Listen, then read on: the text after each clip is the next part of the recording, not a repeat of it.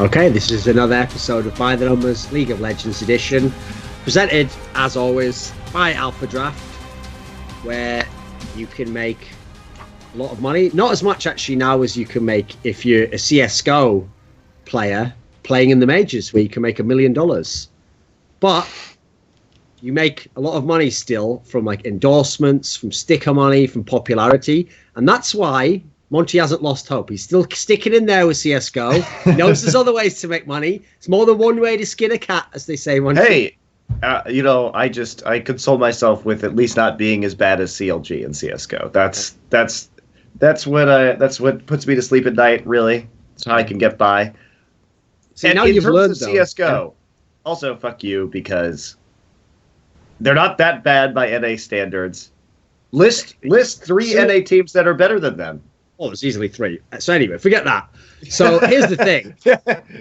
The problem is, Monty, I always thought a good thing about being a multi-game team is the notion that you obviously you don't have all your eggs in one basket. So I always used to joke actually about the Cloud9 team, is that if you ever looked at the track of when they were good, like either of the teams, in terms of like being like really good, it almost never synced up. Like usually when the League of Legends team was really good, the CSGO team, I always used to joke that like they just swapped around. So obviously for you, I'd go into CSGO at the moment. Just take a little break from League of Legends. Like forget about all that noise, man. Just that'll take care of itself. It'll tick over. Yep. So in that game, forget if CLG is better or not. I mean, who cares? I'm all about CSGO now. It's getting bigger. It's becoming the new esport. I'm all about CSGO right now. In a few years, when Riot does pump up the world's money, then you've got some time then to turn the League of Legends team around. Then you're like, right now I'm back in the League of Legends. I gave CSGO a chance, but I'm feeling got to go back to my roots. Got to reconnect with the original scenario. So the best region still. I mean, not obviously if you look at the ESPN global power rankings, where apparently SK Telecom's 20th. But if you... Are you serious? You have to realize they've just taken power ranking to the most extreme level, mate. All they're doing by power ranking is literally just like, you are 8 and 4, so you are above teams who are 7 and 4, like brilliant, 7 and 5. Like that's not, at that point in time, what's the point in ranking it? You're just telling me who won the game. Like, I thought the whole point of power ranking personally SKT is 20th? Yeah, I'll have a look. I think they were 20th because they literally divided. They put like all the regions together. It's global. Oh, don't worry. Right. Immortals is 4th and AHQ's 3rd. What? Unless I'm mistaken, we'll have a quick look here. They think Immortals is the 4th best team in the world. Well, they're using power rankings. They've taken it to the most extreme level, mate. Yeah, here we go. Chowga Reaper's 2nd, AHQ 3rd, Immortals 4th. What? Let's see. I'll just have a look where SK Telecom is just to rage you out. Let's see. SK Telecom, 20th, below Unicorns of Love, Invictus Gaming, Team World Elite, Flash Wolves, Cloud9, CLG. I could keep going, mate. IGWE is better than SKT. You know what? There's a man out there, his name is Frank Fields, and I feel like he's been hard done by, and I'd just like to say, if you're out there, Frank, we've learned about, you know what? You know the phrase, the lesser of two evils? Come back, Frank. We miss you, mate. Anyway, so... Wow, he undid this? Good shit, isn't it? And Obscurica, I'm fucking disappointed. Shit. Anyway, so in LCK, which, I mean, I'm a bit of a hipster, Monty. I still consider it to have most of the best teams in the world. Like, I consider it to have most of the top 5 teams in the world. Kind of a crazy opinion, actually, because I'm obviously not only one of the top 5 here, but I'm a hipster like that. I'm also, biased to Koreans, clearly. In LCK, we have 3 matchups for this week. The first one is Rox versus Spenu. So literally the team that have never lost versus the team that have never won. I think this is a foregone conclusion. So the question is, will the Rox Tigers still get good points? Will the Rox Tigers get points? If they ultra smash, will they get points? Because remember, Spenu's only even won 3 games. Yes, they will get good points. Get Kuro. Get Peanut. Peanut's super valuable for a jungler. Get Peanut. Do that shit. Presumably, Rox Tigers have very good kill participation. Sure, yeah. And Peanut has something like 65% first bloods right now. Get the Tigers. That's it. End of story. We don't need to discuss that one. But here's the interesting one. Is Longju plays Katie Rolster. And obviously, Katie Rolster, for a while, looked like they were holding steady as like second best team. Longju was a mess early in the split. Where do you see them at the moment? Who's actually favored in this one, do you think? Well, we came off of Longzhu actually beating SKT 2-0 and SKT beating KT 2-0. So it would be very interesting if KT beat Longzhu, because that would mean it's hard to rank the Korean teams at that point because they're all sort of beating each other below. I mean, you can rank them. I'd probably put like SK Telecom 20th, and then I'd put like you can't. I do said it would be hard. Possible. I didn't say it wasn't possible. No. Don't twist my words. Well, technically you're wrong there, Monty. It'd be hard to do it accurately. Anyone could. It's quite easy to just throw names down, as we've seen. Actually, they've actually proven that way. It's very easy to rank them, but to do a good job of it, those fucking global power rankings. What I love is the reason why I reference Frank Fields, Monty, is if it's Frank Fields, we can just go, haha, he's a crazy guy with weird opinions. But I love the fact that when you scrolled up and you saw those two names, you were like, what is this I see before me? A dagger? Like, I know that got to you, right? That stung you a little bit. My Macbeth moment. Yeah, that got to you a little bit, right? So, okay. It does make me, I like Macbeth, it does make me want to kill people. So there you go. Does the fact that it's hard to rank, because I agree, it's hard to know between these two who will win. Could this be a 3-game series and a good game to bet both sides? It could be a 2-0. Like, I don't even know. This match is so unpredictable now because of the way that these teams have been performing recently and whether they've been on form or not. KT bounced back after the SKT game, but I don't know. Does either of these teams do decently in a loss?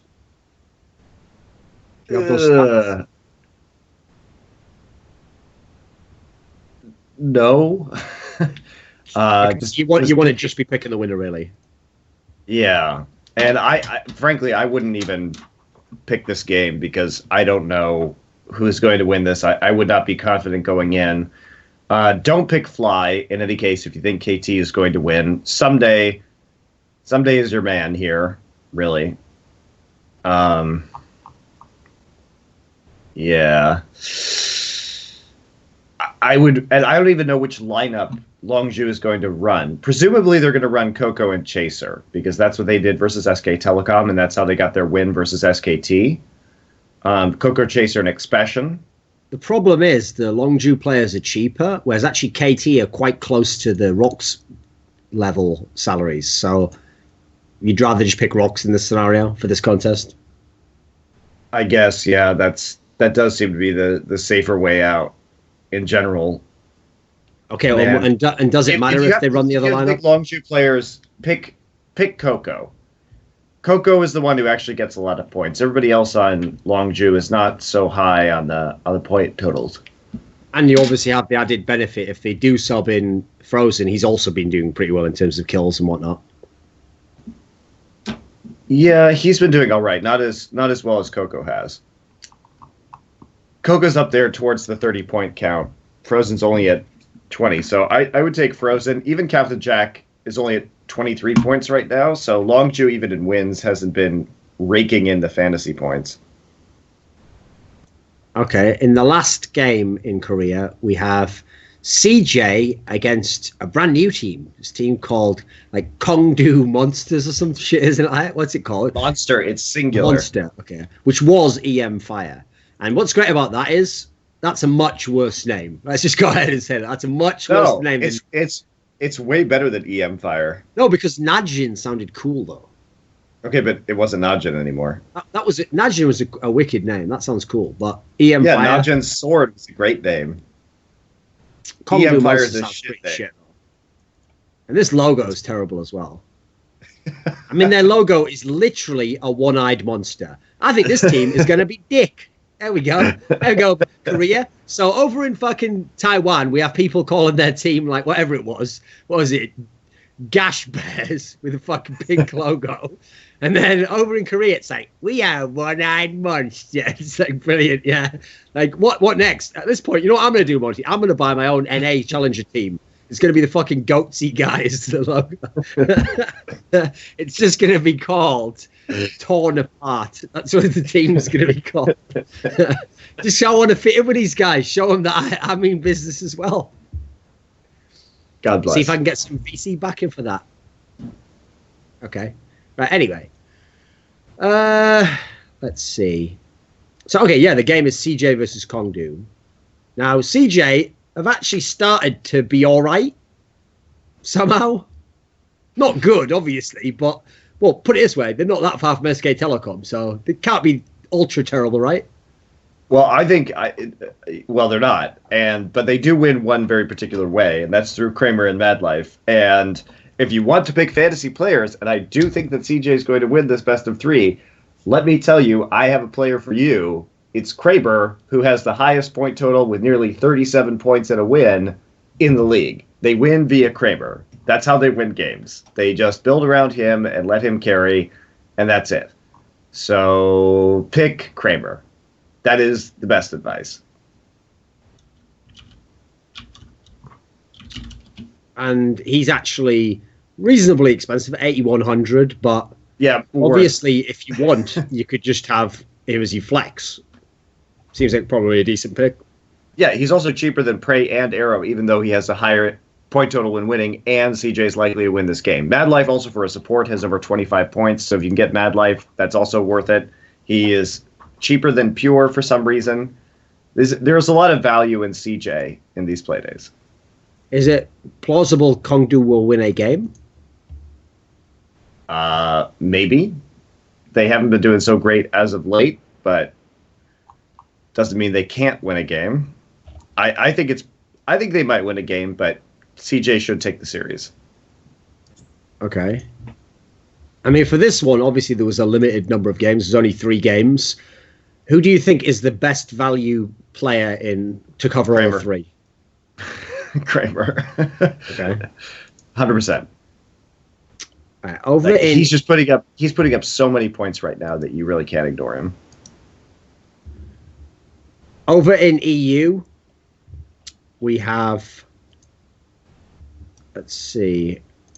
Okay, we get the first game is going to be G2 versus Elements. And obviously, G2 still are a top team. They're still top ranked, but I've shown a little bit they've slowed down a little bit, whereas Elements haven't been as terrible as everyone imagined, but not necessarily contending to beat a team like G2.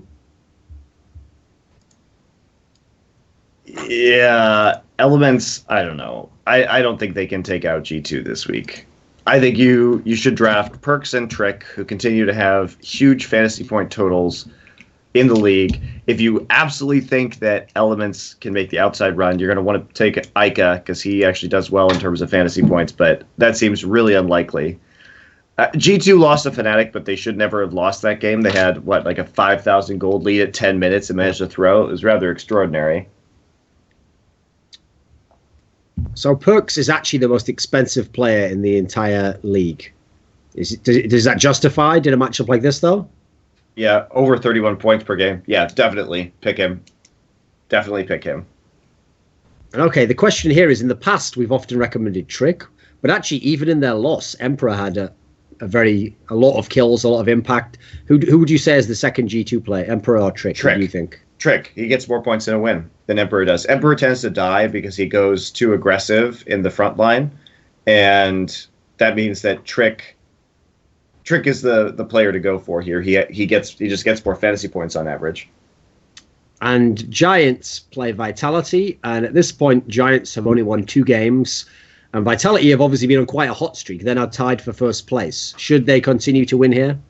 Yes, but again, with Vitality, the caveat is that the Vitality players don't really get fantasy points. They don't. I mean, even Hjarnen's down at like 20 in a win. They have a lot of wins, but they don't put up numbers. They're like Cloud9. They just don't get points. So I wouldn't necessarily take them unless you're trying to fill out your fantasy roster with a guaranteed pick, like a guaranteed win, because that's probably what this is. And if you do that, take Cabochard. He's at about 23.5 points right now in a win, so that's good. It's just, I mean, they're just a shit fantasy team. Yeah, they're just a shit fantasy team, basically. Okay. So Splice against Origin. H2K Fnatic? Oh, yeah, that's right. H2K Fnatic. Obviously, that's like a premier matchup. Now, last time they played, Fnatic won that one. That was the famous one where they won like 2 key team fights in like a 3-team fight game. H2K and Fnatic now. Fnatic's been on a little bit of a slump. Would you say it's fair to say? Yep. So you favor H2K? They should never have won that game this week versus G2, and H2K, again, should be the favorite here. I certainly would go after them when it comes to picks in this game. Remember that Forgiven actually doesn't put up that many points in fantasy, so we've talked about this before, but Odo Omne and Yonkos are the guys on H2K to pick, not Forgiven. Forgiven has a great KDA, but when it comes to fantasy points, he's not the dude you want. What I love is that after they lost the game to Splice, Reckless, just in a naive way of phrasing something, tried, as always, to be a nice guy and just express himself seriously. So on his Facebook post, he said, like, good game to Splice. I feel ashamed and embarrassed, like, by the loss. Which, even though I know what he means and there was a full stop between it, there's something about that that's just like, that's better than any trash talk you could have done, mate. In many ways, that's actually fantastic. Like, like imagine shaking someone's hand, like, well played. I actually feel sick at the way this game was got. In its own way, that's genius trash talk, Reckless. You didn't mean it, but I like it anyway. Okay, so Splice, though, who did beat Fnatic, play Origin. Why do I? It's like my brain wants to be a hipster. I want to try and say it right, but I'm good. But then I think, fuck that. I'm not Spanish. I'm gonna say Origin. You should say Origin. Origin. I mean, Origin looked a bit better, right?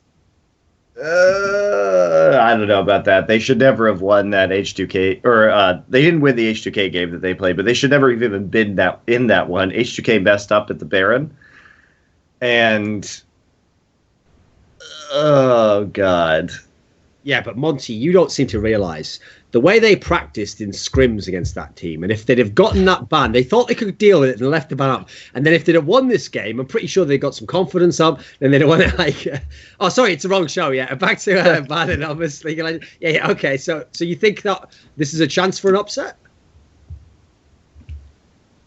I think the Origin G2 one's going to be much more interesting. Certainly, Splice could upset. I mean, they could, I suppose. Oh god, I just don't see.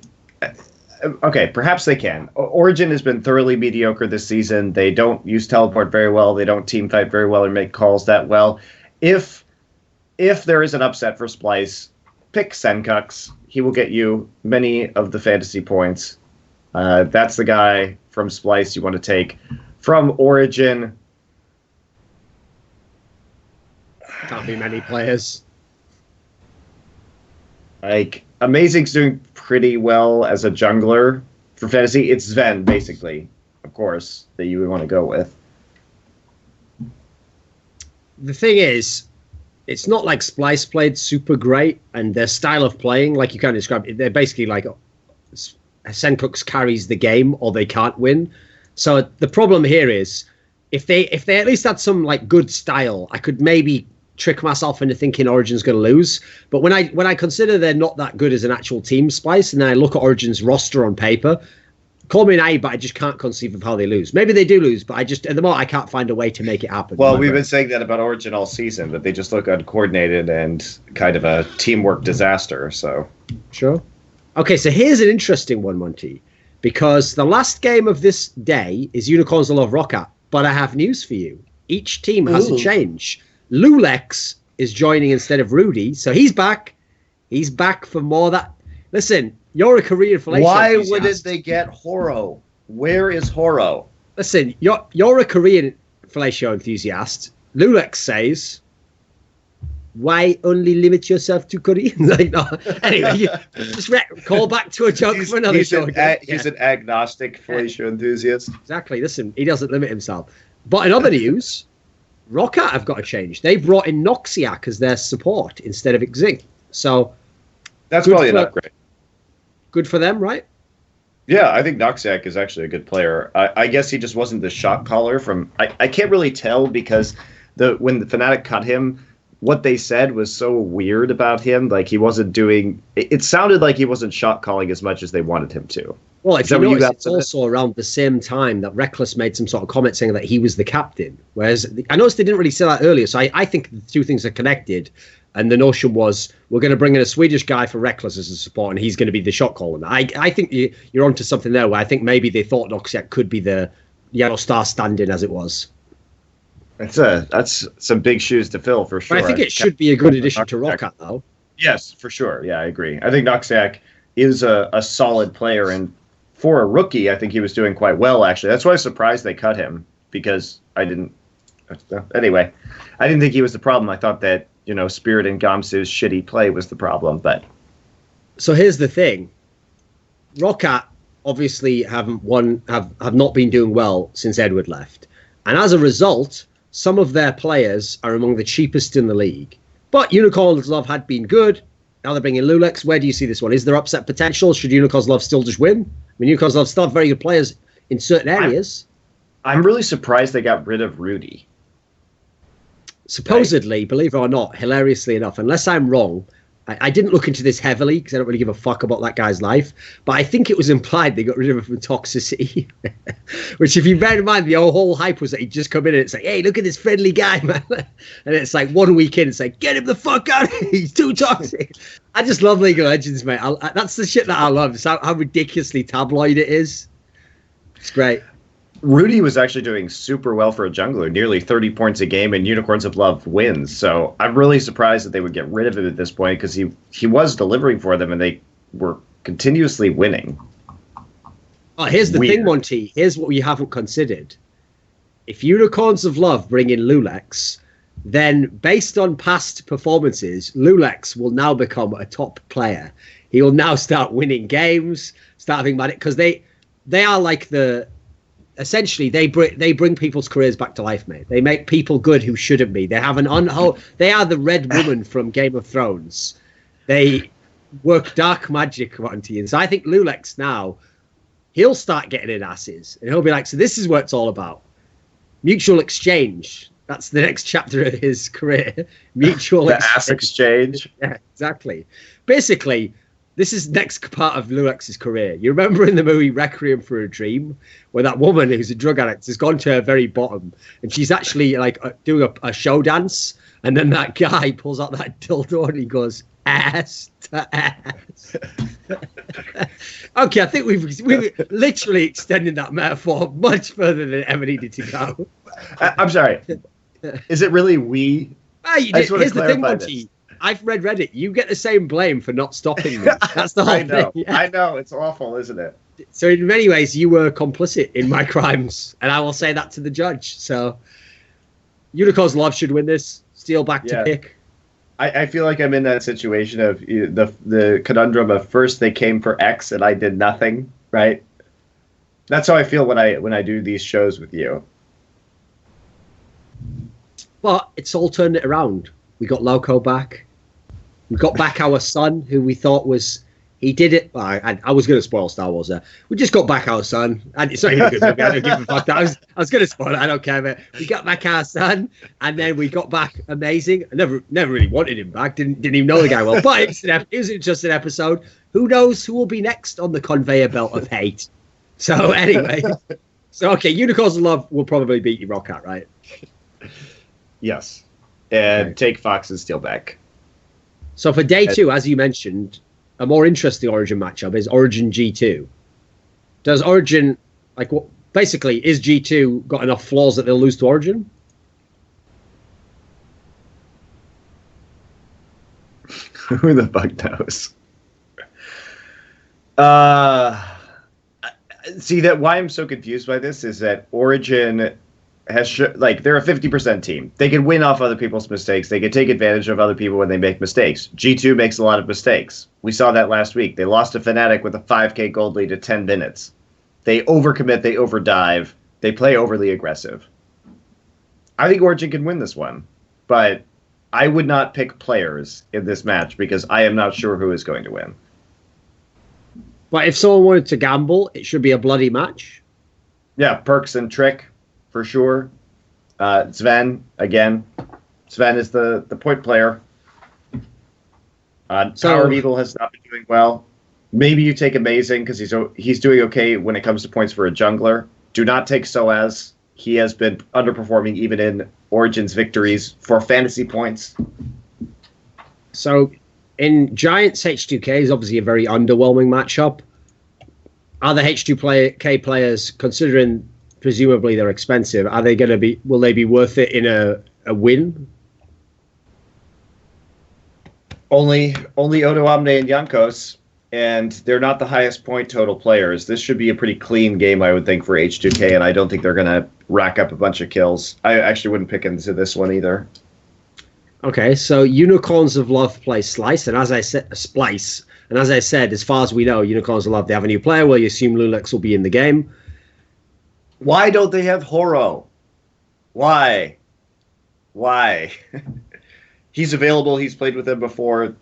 I have no idea why they wouldn't take Horo. Because they're trying to nurture European talent. And I think Lulex has been nurtured to a degree where we know how good he is. He's been nurtured a whole lot, mate. Sometimes that whole nature versus nurture thing, what made him the way he is, in many ways, the people assigned to nurture him in the league, I think maybe there was some inappropriate behaviour there, frankly, the way the young man's turned out. But we will see. We'll see how it goes. Maybe this is the next chapter in his career, as I mentioned, the next chapter. Then we have what would have been a massive mismatch in past season, Fnatic Roccat. So the question is, when Fnatic lose, in what style do they lose? Like, what do you need to do to exploit them, do you think? Catch Spirit when he's in the wrong place at the wrong time. He's been a huge issue. I mean, when they win, he does well when it comes to points, or he can look good, but he just doesn't play the map properly right now around the pressure. So he tends to die early. It's sad. Sad to see Spirit like this. But is Roccat got a chance to be able to do that? No. They should win. I mean, clearly. Even with, I think, upgrading their support player, Fnatic should win this game. They've shown some mettle in terms of comebacks. Spirit is actually, like I said, good in points for a jungler when you can get him. Febiven and Reckless really haven't been performing this season. Neither has Gamsu. Spirit may actually, weirdly enough, Spirit may be the only person to take even in this win. Okay, interesting. And then the last matchup in the EU is Vitality Elements. So you didn't sound that sold on Vitality overall. Can Elements beat them? Because the thing with Elements is Elements only beat the lower teams at the moment. Yeah, no. The Elements shouldn't win this. And again, I like Vitality. I enjoy watching them, but they're a team that doesn't... They're bad for fantasy. They're a bad fantasy team. I see what you mean then, right. Yeah, so they just don't get points. Yeah, they're a good team. They're at the top of the league right now. They're tied for first place. It's just that they don't get points. So picking their player is not very valuable. All right. Over in... NA. Yeah, but do they have NA LCS? This looks like NACS, unless they've just done a typo. No, that's NACS. They don't have the LCS tournaments up at the moment because it's later on in the week, I assume. Yeah. Right. I'll just look them on Wikipedia what they are. So let's have a look, because we can probably guess in most cases who the most expensive will be. So okay, in game 1 we have Tip versus Liquid. Now all that shit about wow, Tip is winning games. How are they doing this? Well, it doesn't really seem to matter anymore, right? I mean, I think it still matters, but they did go 0-2 this last week. I think they're probably on the downswing. But that said, Liquid also went 0-2 this past week. They lost to Echo Fox and then to Immortal, so they're not doing great either. This could be a closer game than expected, but with Liquid, at the very least, you have a lot of points. So we'll assume Liquid's going to win this one, but Piglet and Phoenix both average over 30 points a game. Dardoch also averages over 30 points a game. Liquid is the best team, really, for big point total players. So if you can draft these guys at a reasonable price, you should do that. Okay. They don't close efficiently, even when they win. You know, Monty, I don't know if you've noticed this. You follow a lot of people on Twitter. You know, a lot of the players in some of the NALCS teams, some of them are sponsored by a company, or there's some sort of deal they've got with a company called MeUndies. Have you seen this? Where people like Liquid players have posted pictures of themselves wearing these like underwear and stuff. Maybe it's mainly in CSGO, I'm not sure, but like it's like an underwear company of like novelty underwear, and then the players will post pictures of themselves with like their package like showing in the fucking underwear. Here's the thing, Monty. Are you enjoying these pictures? Because I have seen zero of these, so you seem to have an interesting interest in this. I'm bringing it up for your benefit. You have a flair for the theatrical. You enjoy exhibitionism. I feel like you should get on this, mate. Get it for Renegades. Get it for yourself. Do a little picture of you in your undies. I think. I'm just looking out for you, mate. I'm like an agent in many ways. I'm actually to use like a Ryan Tang style. I'm like the anti-agent. I actually negate deals that you might get by your association with me, but in doing so, that is actually true. As long as they win the game, that's all that matters. So what's your point about this underwear? I just think you should get that sponsorship and pose in your underwear. I think you'd be down for it. I bet you. What you do as well is, you would. You just like mind fuck yourself and think like, well, I don't have anything to be ashamed of. The human body is a beautiful thing. Michelangelo's David. You just mind fuck yourself like that. Guess what, Monty? I don't care. I say I love Skrilla. They couldn't pay me any amount of money in this world to pose in a pair of fucking underwear for nerds on the internet. I mean, with that body, no. And also, you go the opposite direction of the underwear posing by layering yourself in so many clothing that no one can actually tell what physical shape you are in reality. See, what your masking situation is going really well. I'm going to go for something like, I'll have to find like a glove company called like Me Toasties. And I'll be like, hello, people. I am very warm now. It'll be great.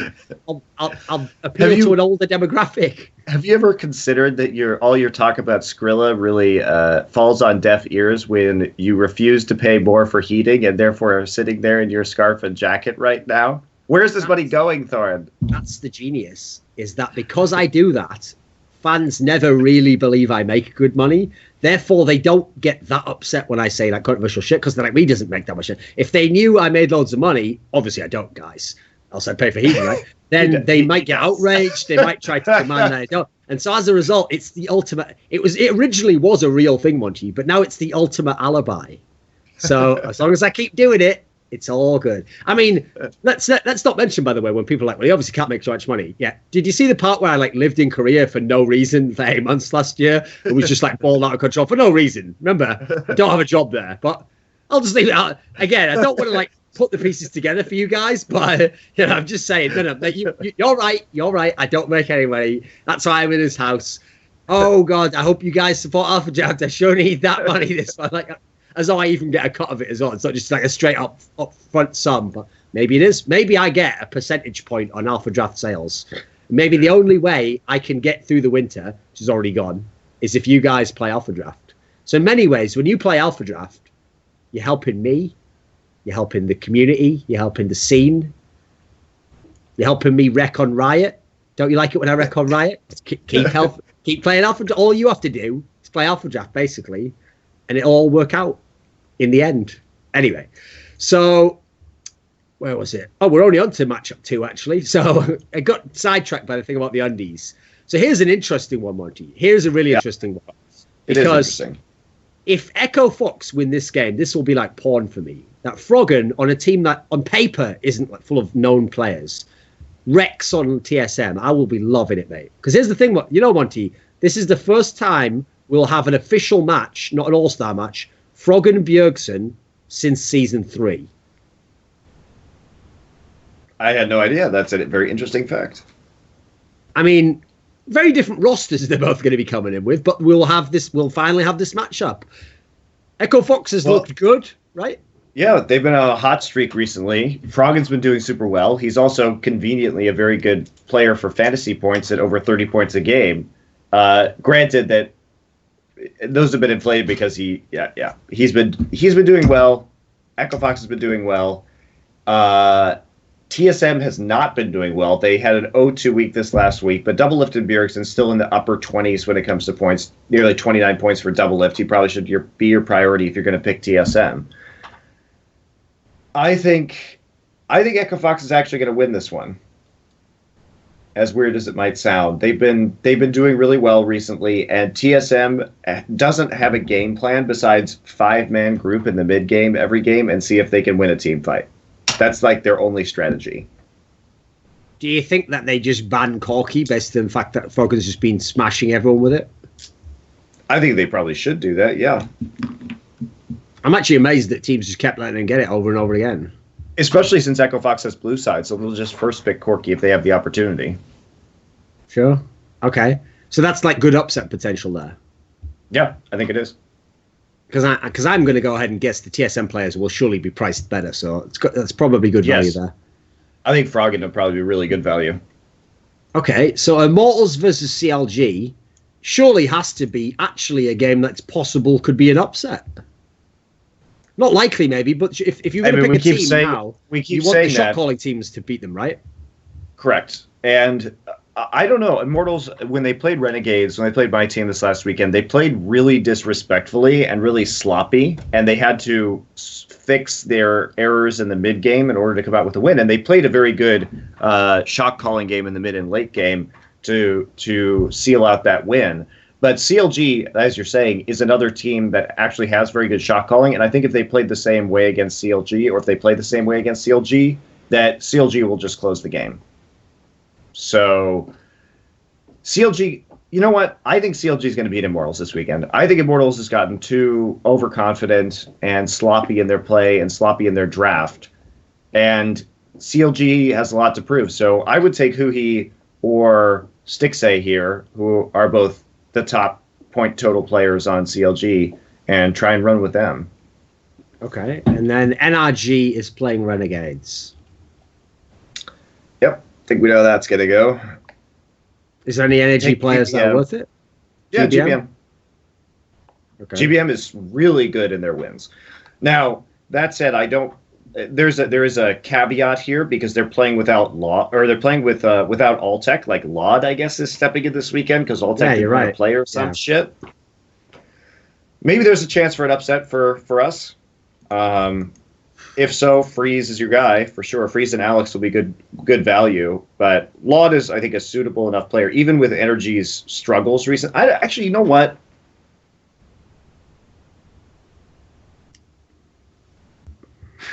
I like how you get to enjoy me thinking about my own team and whether we can actually win this game. Just do what you can, mate. Calculate. run the different scenarios. I mean, Moon hasn't been doing very well in the jungle. Alltech is gone. So we should have the stronger bottom lane. Maybe there's a chance for an upset here, actually. Maybe. But it's on Freeze to go ham in the bot lane. And for our shot calling to not suck in the late game, which it consistently has. I have to say, people talk all the time about like NA talent. Considering in terms of personality, Alltech seems like one of those like super quiet guys who just gets on with the game. Has anyone had more fucking drama surrounding them for the most low-key reasons than this guy in the last like 2 seasons? Alltech is a bit of a drama queen. I see how it is. I mean, that's the only way to say it. Like, why would he be benching himself right now? It's not. I mean, Energy isn't top of the league, but they're not doing shit either. Remember that it's when he was in Winter Fox, they also claimed it was his idea to become the support player out of nowhere, so the coach could become the AD guy. I think he's an unusual person who really. And also, to be fair though, they always say like getting a good night's sleep really like sets your mind.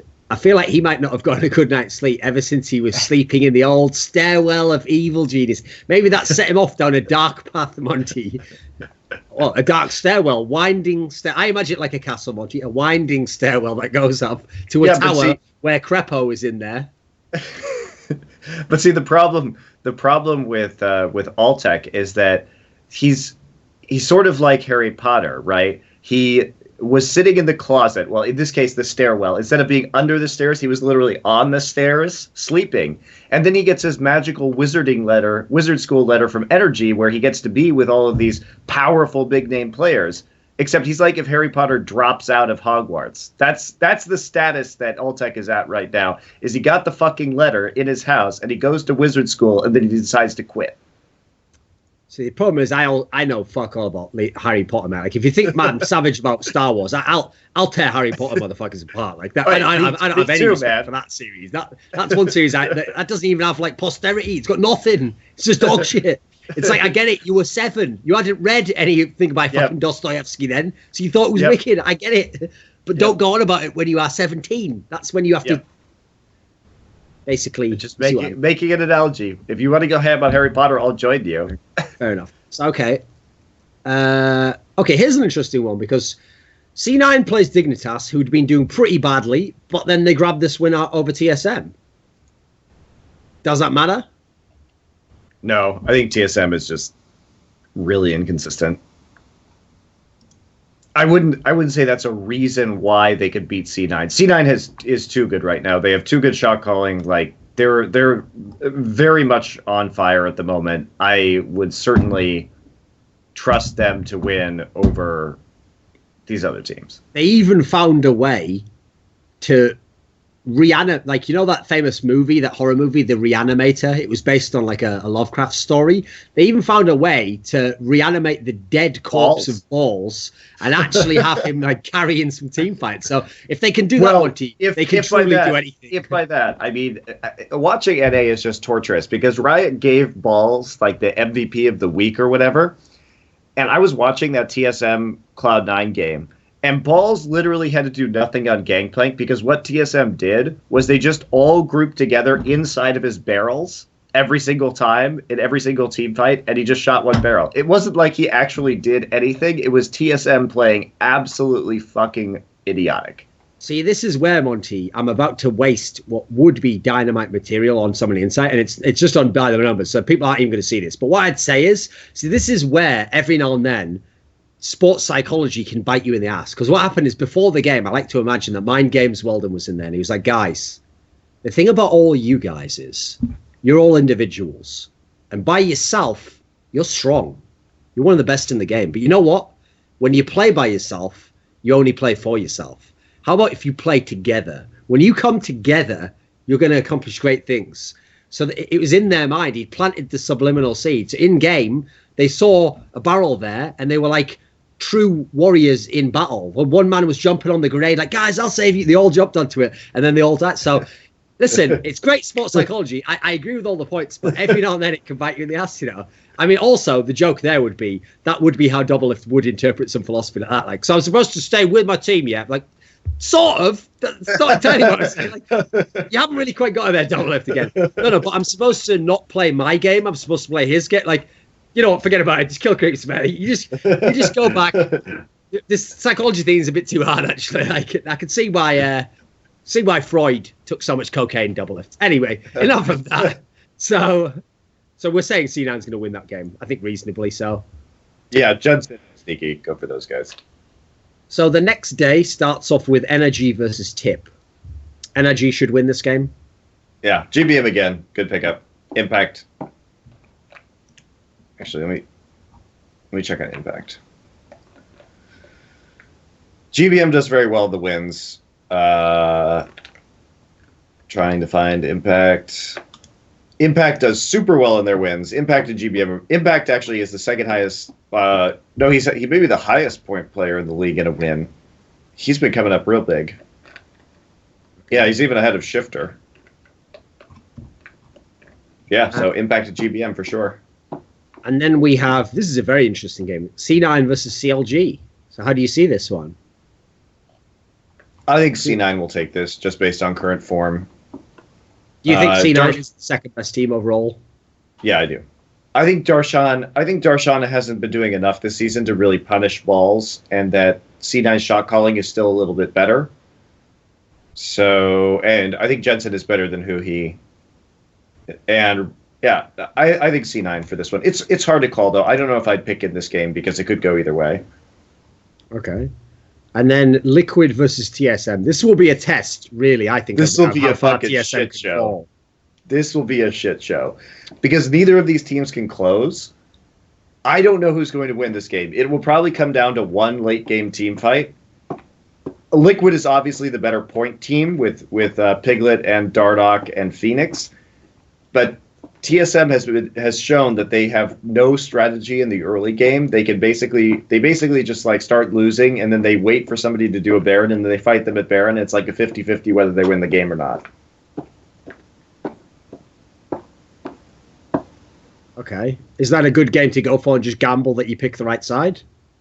Since it potentially could be so bloody?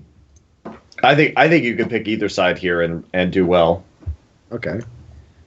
And okay, Renegades Dignitas. Now, just because Renegades have lost every game except one, people can't just make out like people really do this. Then they must lose every game. Like, it doesn't really work like that, does it? So the question is, Dignitas is a team that hasn't looked that great. What are the chances Renegades can beat them? Is this a decent team to have a shot at? I think it's one of the only teams that we can have a shot at, for sure. Obviously, have been doing poorly. I think it's possible to win this game, in which case you would take Freeze and Alex, especially Freeze. For Dignitas, Shifter has actually been doing really well in their wins. He's been putting up a lot of points. So Shifter could be a good pickup here for Dig if they're going to be the winner. Will that be a drawn-out game? Hard to tell. I mean, we've been losing in like 30, 35 minutes, so maybe not. Okay, putting aside hype, Immortals should beat Echo Fox. Yes. I mean, I think there's no reason right now to say Echo Fox. Echo Fox. Well, I mean, when we talked about CLG, they have the shot calling, and Immortals does have good shot calling in the mid and late game surrounding objectives right now. And Echo Fox they're not there yet. Okay. Like CLG, I think has a shot because they are a tactical team. Echo Fox is not that as tactical as CLG. So okay, we have two really close games here: C9, CLG, Liquid, TSM. Which of the two do you think is the best one for picking for fantasy? Liquid TSM, because it's going to be a mess. Okay. Right. And just in terms of fantasy points, that's like a fantasy point wet dream right there. Right. That's basically it. So, as always, since I'm about to go to bed now, get a little bit tired, I need my toasties, and I'm going to strip down to my undies and go to bed. So, if you play at Alphadraft, be sure to always do it by the numbers.